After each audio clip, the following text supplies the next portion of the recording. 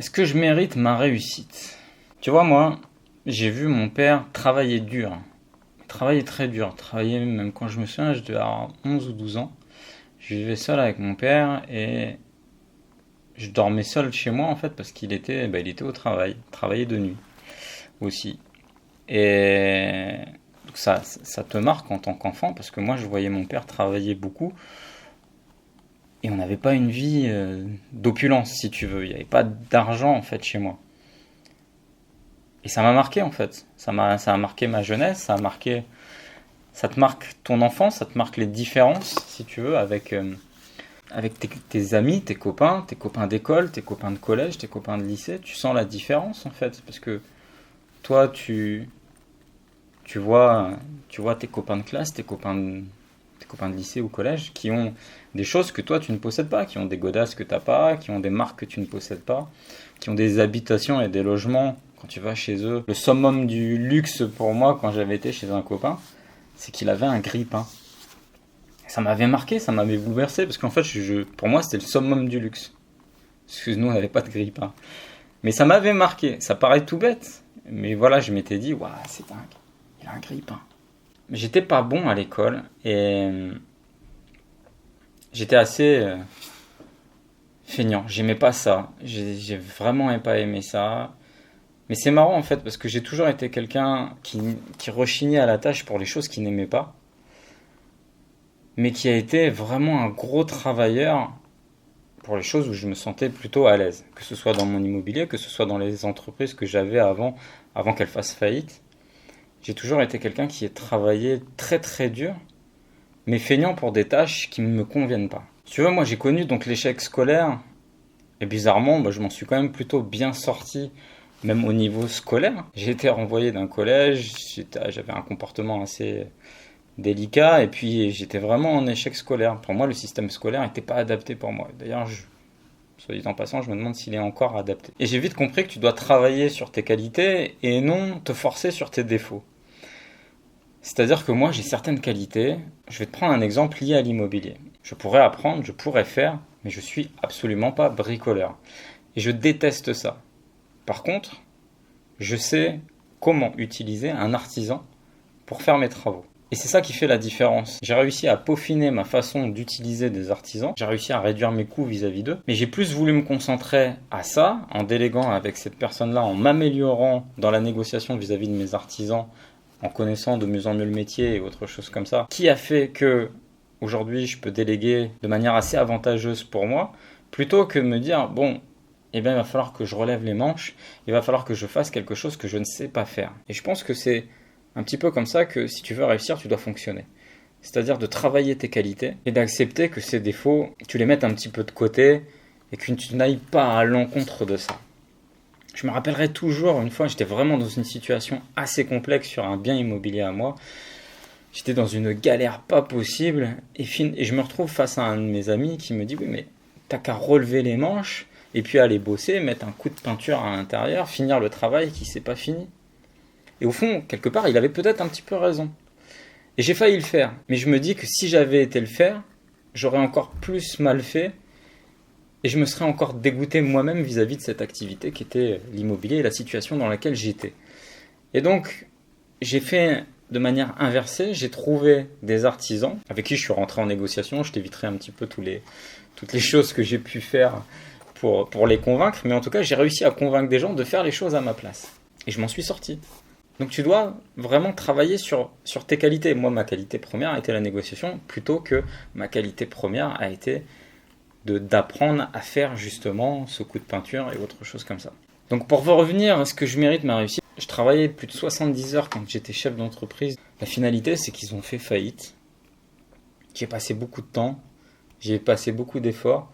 Dans mon immobilier aussi, j'ai passé beaucoup de temps et j'ai fait beaucoup d'efforts. Plus les années passent et plus tu as une réflexion différente, c'est-à-dire que tu mets beaucoup d'efforts dans un premier temps et après tu es un peu plus stratège par rapport à tes investissements, surtout quand tu es comme moi qui part de zéro. Évidemment, lorsque tu as déjà un capital et que tu fais de l'immobilier, c'est absolument pas la même chose. On va être très clair par rapport à ça. Tu as besoin de faire plus d'efforts lorsque tu pars d'un petit salaire et que tu veux investir dans l'immobilier. Soyons très clairs par rapport à ça. Il faut quand même se poser la question, est-ce que mériter sa réussite est synonyme d'avoir souffert avant. Bah, très sincèrement, je ne suis pas sûr et je ne pense pas. Moi, je suis fier de ma réussite. Je l'ai volée à personne. Est-ce que je la mérite plus qu'un autre? Est-ce que je la mérite, ce que j'ai aujourd'hui, plus que mon père qui travaillait tout autant que moi? Je ne suis pas sûr. Très sincèrement, je ne suis pas sûr. C'est juste, en fait, je pense qu'il faut juste pas te tromper. C'est-à-dire, entre guillemets, de faire la bonne activité, de taper dans le bon secteur qui fait en sorte que tu vas pouvoir aller et accomplir les ambitions et les rêves et le volume de réussite que tu entreprends. C'est-à-dire que si tu restes, admettons, en tant que salarié, que ta seule chance, c'est à un moment donné que ton patron veuille accepter une augmentation ou des dividendes à la fin de l'année. Tu seras plafonné, tu seras limité. En devenant entrepreneur, les choses vont progressivement changer. Et puis en devenant un investisseur, les choses vont se transformer. Et moi, j'ai été éduqué comme ça et je ne l'ai jamais trop compris. Une fois, on m'a dit une chose, on m'a dit « t'es pas besogneux ». Et cette phrase-là, elle m'a marqué parce que dans ce que j'aime, je travaille comme un acharné. Dans ce que je déteste, soit je le délègue, soit je m'en occupe pas du tout. Dans ce que je déteste, je préfère trouver des gens qui le fassent mieux et qui le fassent à ma place. Et être besogneux et être un gros travailleur ne fera peut-être pas de toi quelqu'un qui réussit. Ça, tu dois bien le comprendre. C'est-à-dire que tu dois être un stratège, tu dois être intelligent sur ce que tu fais. C'est-à-dire que tu dois, comme je te l'ai dit depuis le départ sur cette vidéo, travailler sur tes qualités et non travailler sur tes défauts. Si tu sais par exemple que tu vas aller travailler en tant que salarié dans une usine où tu vas y travailler 45 heures et le salaire promis est de 1 000 € par mois. Et que toi, tu as une ambition de vouloir devenir, juste avec ce salaire, vouloir vivre la vie d'une star que tu verras à la télé. Il y a un dysfonctionnement. Il y a quelque chose qui ne va pas. Tu pourras être le meilleur, le mec le plus assidu dans ton travail, dans ton salaire, faire des heures et des heures et des heures. Tu vas peut-être faire des heures sup qui va faire en sorte que tu vas gagner un tout petit peu, des centaines d'euros. Mais est-ce que ça va faire en sorte que tu vas pouvoir vivre la vie de la star que tu rêves? Non, forcément non. Donc c'est pour ça que, personnellement, en partant de zéro, j'ai pas trouvé de meilleur moyen que l'investissement. J'ai pas trouvé de meilleur effet de levier que l'investissement de l'immobilier. Alors après, ce que je te conseille, c'est quand tu as réussi à monter de l'immobilier, à diversifier tes sources de revenus, bien évidemment. Déjà, à diversifier ton parc immobilier, ça c'est indéniable, mais tu dois également diversifier tes sources de revenus. Moi, à ce jour, je suis en train de devenir actionnaire dans des sociétés qui sont diverses. Et tout ça pour te dire que tu as des étapes dans la vie. Peut-être tu vas commencer par le salariat, puis après tu vas devenir entrepreneur. Mais le but ultime pour atteindre des objectifs conséquents, volumineux, c'est de devenir un investisseur. Le meilleur effet de levier, comme je te le dis, c'est l'immobilier. Et donc en fait, c'est pas une question de mériter ou de ne pas mériter finalement. C'est juste que tu dois faire les bons choix et tu dois savoir te développer intellectuellement sur tes finances et de prendre la bonne direction. Si tu es le salarié de l'usine, tu n'auras pas la même vie que le patron de l'usine. C'est aussi simple que ça. Alors oui, il faut bosser. Oui, les choses sont compliquées. Devenir un investisseur qui réussit, aguerri, qui a une réussite incroyable, exceptionnelle, ça te mettra du temps, tu vas devoir prendre des risques, tu vas travailler dur peut-être dans un premier temps, tu auras des jours sympas, tu auras des jours beaucoup moins sympas, il y aura des jours où tu vas remettre tout en cause, forcément c'est normal, il faudra être persévérant, il faudra jamais lâcher et c'est ça l'objectif. Mais la réussite, je ne crois pas qu'elle soit corrélée avec la souffrance, très sincèrement. Il y a des gens qui ont réussi des choses beaucoup plus importantes que moi et qui l'ont fait en 3 fois moins de temps que moi.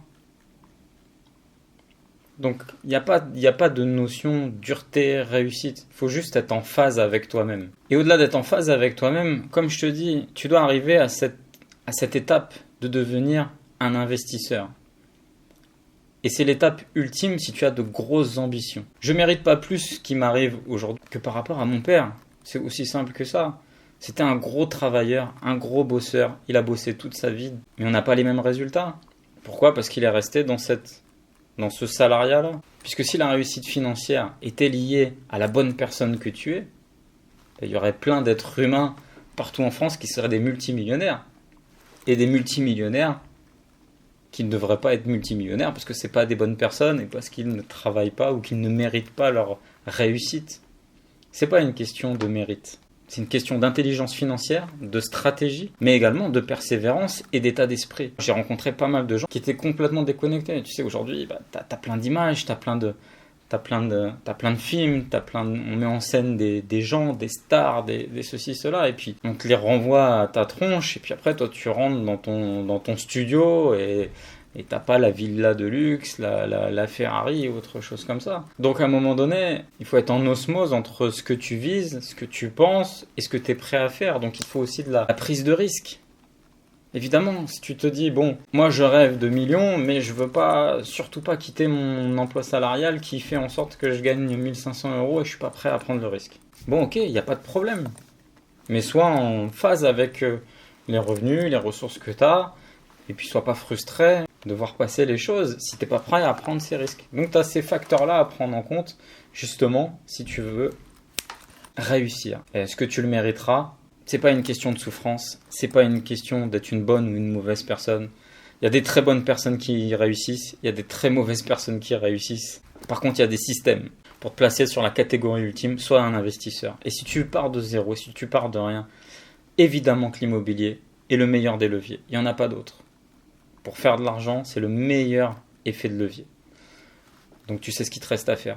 C'est de devenir un investisseur, de te battre, de ne pas lâcher, de croire en tes rêves. Et la clé du succès, elle est là. Si tu as aimé cette vidéo, n'hésite pas à la liker, à la partager, à t'abonner à ma chaîne. Et moi, je te dis à très bientôt pour une prochaine vidéo. Ciao. Hop hop hop, avant de partir, n'hésite pas à télécharger en dessous dans la barre de description la vidéo d'un directeur de banque qui est venu à un de mes séminaires et tu sauras comment à coup sûr réaliser ton financement bancaire.